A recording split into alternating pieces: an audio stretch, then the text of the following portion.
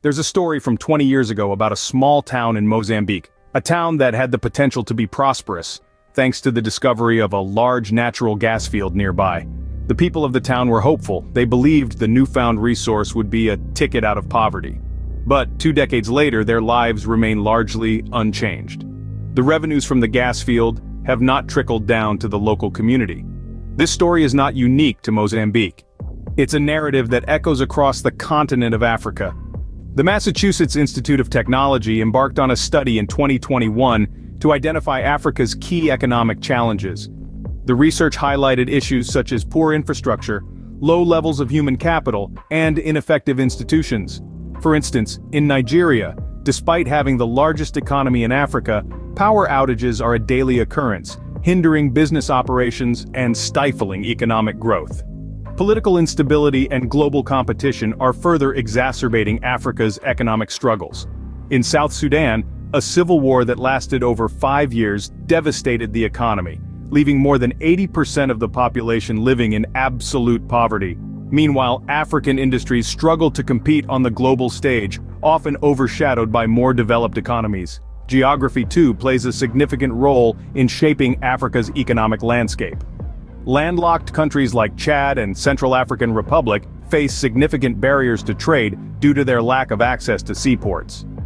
This geographical disadvantage often leads to higher transportation costs, hindering economic growth. Africa is a continent rich in resources, from oil in Nigeria to diamonds in Botswana, yet this abundance often proves to be more of a curse than a blessing. The paradox of plenty, or resource curse, is a phenomenon where countries with an abundance of natural resources tend to have less economic growth, less democracy, and worse development outcomes. The legacy of colonization and exploitation also continues to impact Africa's economic present. Many African countries were exploited for their resources, with little regard for the development of local industries. This historical legacy has left a mark, with many African economies still heavily dependent on exporting raw materials. Institutional challenges and corruption are another major hurdle. In Transparency International's Corruption Perceptions Index, Sub-Saharan Africa is the lowest scoring region, indicating high levels of public sector corruption. This corruption often leads to misallocation of resources, undermining economic development. Despite these challenges, there's a path to economic transformation. Countries like Rwanda have shown that with the right policies and strong institutions, progress is possible. Rwanda, once devastated by genocide, has become one of the fastest-growing economies in Africa.